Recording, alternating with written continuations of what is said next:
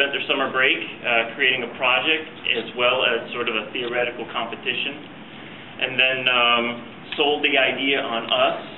And with your help, we took these students to San Antonio last September to the international conference to present their idea to many people. And I just wanted to say very quickly, thank you to everybody who helped fund that. There was a call put out for fundraising within about a week's notice of when the students needed to travel. And we raised $5,200 in about a week. And our donors were Architects Alaska, DIRT, Nicole Carlson Green, ECI Hire, RSA Engineering, Bezek Sizer, Bettisworth North Architects, Jensen Yorvelot, John Weir, Kathy Christie, Garrett Burtner, Jay Skamash, Lynn Barrett, Mary Carey, and Don Carney, who are private individual funders. So, thank you.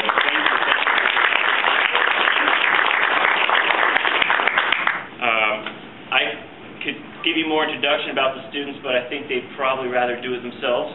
So I'll give the floor to you. All right. Good morning. Can you guys hear me in the back? Or should I use the microphone? Use the microphone? Okay. Is this better? Yeah. All right. So, good morning. I'm Ariel Hasse. This is Zachary Neubauer and Courtney Monroe. Courtney and I are from the Matsu Career and Technical High School, and Zach goes to the middle college out in Eagle River, so he's a college and high school student at the same time. It's a new program our district offers. And last summer, I really missed middle school design. In 8th grade, I was given the opportunity by Mrs. Cochran to do the school design competition and compete, and we went to internationals and we ended up winning, and that was a fantastic opportunity that really helped me progress as an individual. So I missed this program going through my 9th grade year, and during the summer, I decided that I wanted to start it, and I wanted to do it. So I called up Zach and Courtney, and Zach already knew about it because he was our mentor, but Courtney was just conned into doing it. And we decided that we were going to. We talked to Barbara Worth down at CEFPI in Arizona, and she kind of heads this program internationally, and she gave us the go-ahead and the support. So we spent 8 weeks of our summer, and I don't know how we did it, because for 2 of the weeks they were gone, and for 2 of the weeks I was gone, and they were at different 2 weeks. So we managed to scrape together a project and show what a high school project could do, and the potential that we have as high schoolers, and how it would benefit us. And so we presented to them, as they said, and we went to San Antonio and showed what we had. And hopefully we're progressing towards creating an international competition at the high school level.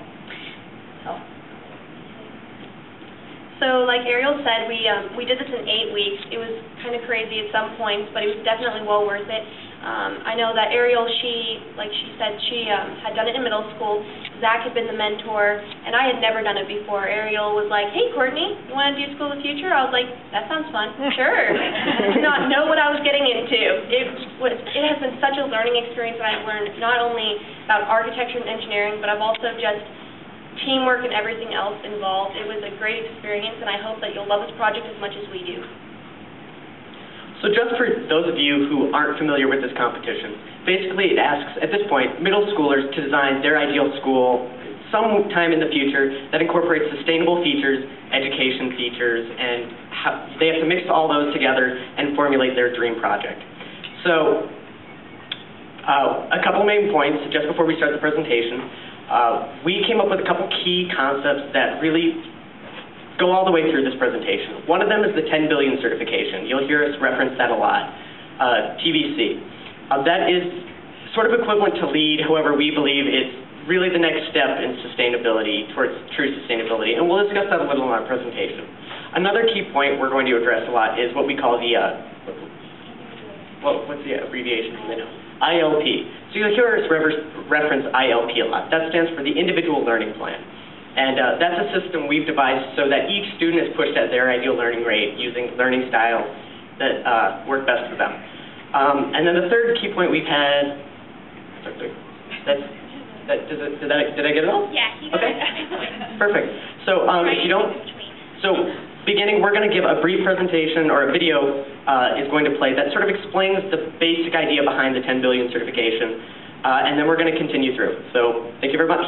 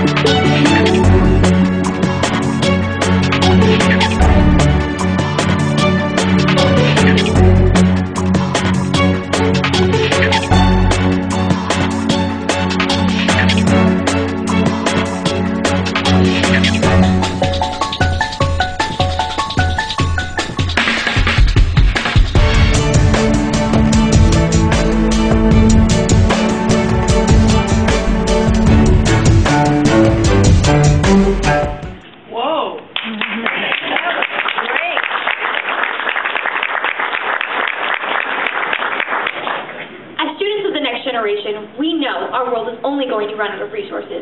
We also see that sexy renewable energies and green stamp products aren't going to prevent this. We need a solution that covers not just one niche, but the whole ecosystem of products and processes. We needed a legacy high school to reach this new level of sustainability, true sustainability, not just from a local perspective, but a global perspective. We needed true sustainability on a world scale. But what is true sustainability on a world scale? How is it defined or achieved? With the 10 billion certification. So how does the 10 billion certification measure true sustainability on a world scale? Well, it's simple, really. TBC examines the scalable establishment's current rate of population growth in new births and deaths, not of migration, and uses population formulas to estimate the population peak. The percentage growth from the time of examination to the time of the theoretical population peak is applied to the current global population to estimate the extrapolated world peak population. Now that materials and land use per capita of the scalable establishment are examined, those resource rates are applied to the extrapolated world peak population. If the extrapolated amount of resources is less than or equal to the amount of sustainable materials currently available from recycled resources produced on environmentally unsustainable by percent of Earth's land mass that is available, it will earn the 10 billion certification. And this deems the scalable establishment truly sustainable. Well, there you have it.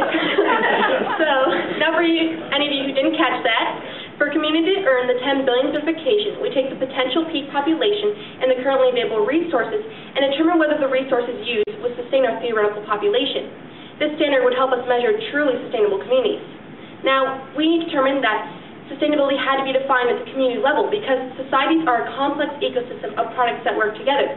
Looking at sustainability this way meant that we weren't just designing a school, but rather a piece of a larger community infrastructure. Our theoretical town, Desna, Alaska, would be a 10 billion certified community that would exemplify true sustainability. All systems in Desna would work together.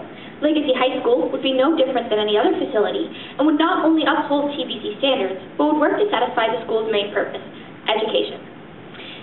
This integrated infrastructure means that many systems used in Legacy High School would be shared community systems. For example, students could ride their bikes or walk to school under covered pathways. Or they'd have the option of taking the public transportation system. The public transit system we designed for Desna is based off of the current SkyTrans system. In this configuration, there are many stations in convenient locations.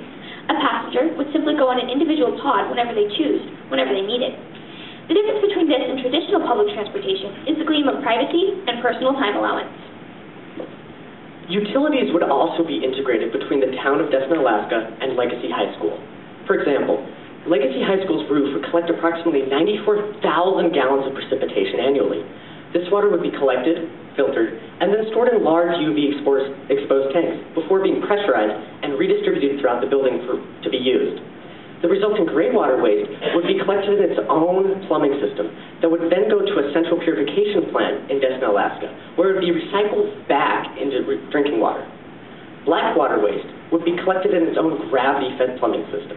Now, using only a few milliliters of water per flush, the waste is carried down into large composting bins where it's heated and mechanically turned, creating an optimal aerobic environment to break down the waste, reduce its volume, and reduce any human health risks.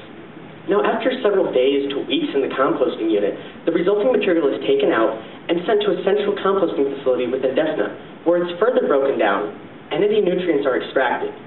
Now, these nutrients would be sent back to local TBC farmers, which in turn grow organic, healthy food, and the process begins anew. This integration between utilities and the school was a central point in our planning process.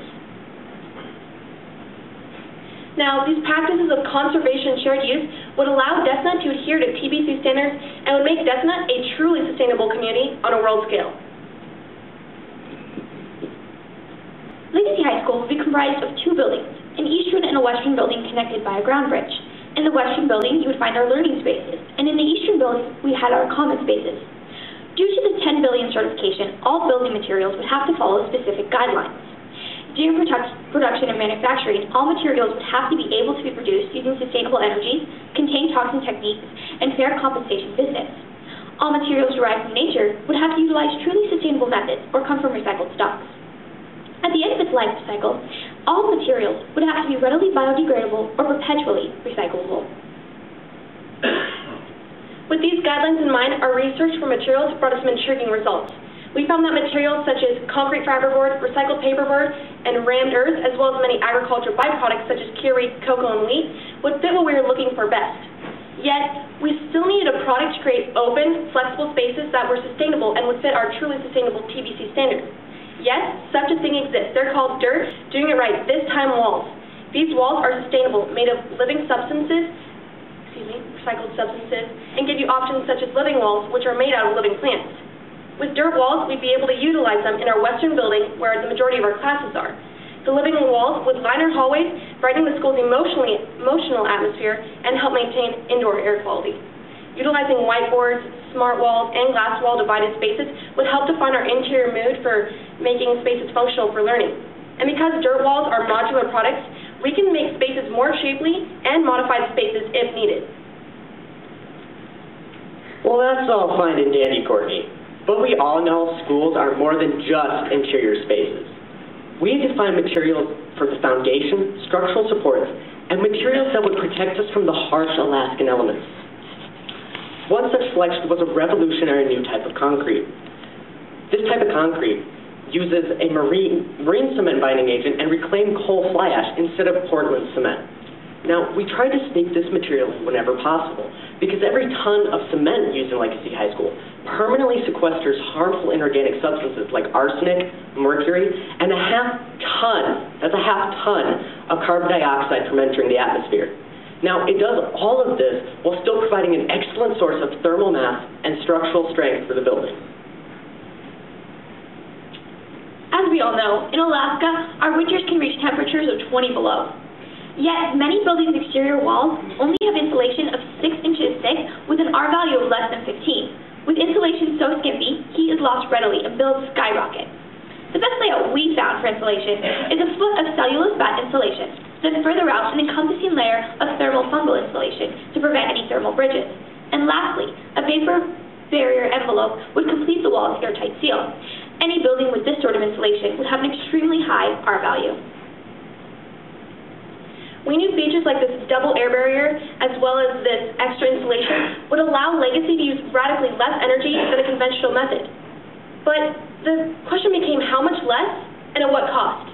Turning our sights to Germany, we uncovered the Passive House Standard, which measures buildings on being cleverly green, utilizing energy. Now we had a reference point to work from. The Passive House Standard allows buildings to only use 30 kilowatt hours of primary energy for heating and cooling per square meter of floor space per year. Now, to kind of put that in perspective, that's 7 times less than a conventional school building. How can you even begin to have that reduction in energy use? Well, the amount of energy that goes into that number does not take into account passive collected energy. So passive solar heating and heat from the building's occupants and internal equipment actually help heat the building. Now, a specialized heat exchange system would help redistribute this thermal energy from inherently hotter parts of the building, like the busy cafeteria or gym, to cooler parts of the building. And to provide adequate ventilation without losing this precious heat, a simple heat recovery ventilation system is used. This combination of passive and active systems working together allows us to maintain a comfortable indoor air temperature, even when it's 20 below outside. Now the big question, how much will all of this cost? Looking at comparable school construction costs in Alaska, we estimate that Legacy High would cost between $10.5 to $12 million for the 68,000 square foot facility, 0 to 14% more than a conventional building. At 2030 energy rates, these additional costs would take less than 11 years to pay off. However, this estimate does not include our 1,000 kilowatt low-light solar cell and magnetic circumference wind turbine systems. These systems would cost between $290,000 and $726,000 in 2030. These systems would also provide the 120 kilowatt hour of primary energy per square meter per year our buildings utilize. Again, looking at 2030 energy rates, These systems would pay for themselves in 3 to 6 years. With so many energy generation and efficiency features, we have the opportunity to design Legacy High School as a net positive energy building, meaning it generates more energy in a year than it consumes. Daily energy deficits, like using an LED lighting system at night, would be compensated with sustainable energy sources through the Desna microgrid, while the building's surpluses would balance other buildings' deficits. Now, this electrical balancing act between buildings would be aided by small-scale power storage systems, but surpluses and deficits would occur within the whole of the Desna microgrid. When this occurs, power is shared with other microgrids in the Alaskan area and centralized renewable power sources. This exchange of electrical energy would be regulated by large computing systems that take into account production, consumption, and meteorological data to predict, and then more importantly, to react to the intermittent production of solar and wind energy. Utilizing this big data concept within the grid would eliminate the need for large-scale power storage. Legacy High School would have many clever design features that would allow us to not only teach smart habits, but exemplify them in that very same environment. Our school, though, called for a new educational model, solutions that solve the individual's learning struggle and inspire students to pursue knowledge. We needed something that worked, and we found it. We began our search by looking at current success globally in the world of education. Currently, Finland is ranked #1. Comparatively to the U.S., they spend 30% less per student on education. Yet, on the 2011 PISA, their students scored an average of 50 points higher in math, reading, and science. What is their secret? Well, 2 things largely popped out at us. 1, dedicated teachers, and 2, the amount of focus on individual education. Using their philosophies, we developed a program that would work well in our community and addresses the issues that Finland is, but the U.S. is avoiding. Firstly, we looked at a new means of communicating knowledge. The conventional methods don't take advantage of new technologies and aren't suitable for keeping students' interest. At Legacy High School, we provide each student with their own personal touchscreen portal, PTSP. These PTSPs would allow students to access the individual learning plans, the media database, and hold personal information. With these devices, each student's education would be able to be just as unique as that very individual. Because every individual is unique. We all learn at different rates and are more apt at learning different things. So why would we use a one-size-fits-all education model? We knew we could do better. At Legacy High School, each student is taught using an individual learning plan. The process would begin before students even enter the classroom. Teachers would have access to an online database of pre-planned lessons and other projects that contains curriculum and additional resources. Of course, teachers would be more than free to manipulate and change these resources to meet their individual class needs or learning styles, and all these changes are communicated to the cloud, so that curriculum is continually being updated and refined to meet education needs everywhere. Once the student enters the classroom and the teachers present material on large touchscreen displays, the students turn to their PTSPs. Now this is where it gets pretty exciting. Using previous knowledge about the individual, the PTSP programs would guide the student through an individualized review exercises that cover the new material, review old material, and if needed, would bring some concepts to a greater depth. All of their answers would be recorded on a large central server that would take all these answers and formulate a curriculum that would push students at their ideal learning rate, using their learning styles, at their level of understanding. Not only would this wealth of knowledge be used to empower students, it could give teachers and administrators the ability to peek inside the individual performance of students, teachers, and even whole schools. Imagine a teacher that could easily see which concepts were hardest for a student, or a superintendent that can compare faculty teaching styles. We could see what was being done well and what needed to be improved upon effortlessly. However, having all the right programs in place becomes irrelevant if you do not provide the correct educator. When creating the school, we knew that one of our highest priorities needed to be the teachers. We wanted students to be inspired to learn and be innovative. That is something we feel can only be given by an inspiring educator. Our solution is simple. Our teachers want to be teachers. They would have a special love with working with the future generations and would truly appreciate knowledge. Not only would they appreciate knowledge, but but they would enjoy working with the students and would be so happy that they were able to help all the children and the students. Now, at Legacy High School, every student would be required to take 4 years of each of the 4 core subjects: mathematics, science, communications, and human studies. Now, even though each student won't be completely interested in all the core subjects, it is very important that they'll be expanded, that their knowledge base will be expanded, and that they'll learn more information. Now, a class that is unique to our program is called Conscious Living. Conscious Living would give students the knowledge and skills to be sustainable individuals. In this course, an individual will learn about different everyday habits that are smart, economic, and sustainable.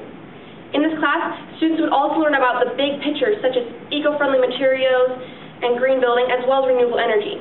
In a world full of slowly evolving TBC communities, it is especially important that every young adult is aware and prepared for sustainable living. Legacy High School wasn't designed simply as a new educational building. Legacy was created as a place of knowledge, an integrated, interdependent system within a 10 billion certified community, a community a part of the sustainable world balance, a school full of global citizens. Here, knowledge would take priority, and through that, information would be passed and flow freely, and ultimately, we don't shape the future. We give them the tools and support to shape themselves. Because at Legacy High School, we empower through knowledge. Thank you.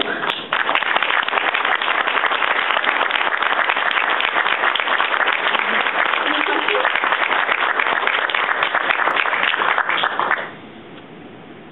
Yes. How did you guys come up with your cost for the budget? Well, originally in the part of the summer, we didn't have a cost analysis, but giving our first presentation to some people at the school board, one of the architects recommended that that's something that we should at least investigate in future projects. So, of course, we were preparing to go down to the international conference, so we thought, oh, well, that's something important we should include. So, how we actually came up with the cost is we looked through a lot of online, records from the school district on how much previous schools cost, and we kind of got a medium price per square foot. So we took that cost, applied it to our square footage, extrapolated it out, and then we actually looked at how much a building of that size would cost utilizing the Passive House Standard. Now, the Passive House Standard classically costs between 0 to 14% more than a conventional building. So we just put that range in our presentation. And then for like our sustainable energy features, we got those costs through looking at the American Energy Administration, American Statistics Energy Administration, something like that. And they have extrapolated how much they think systems like that will cost in the future. So we applied those rates there. Did that answer your question? Okay.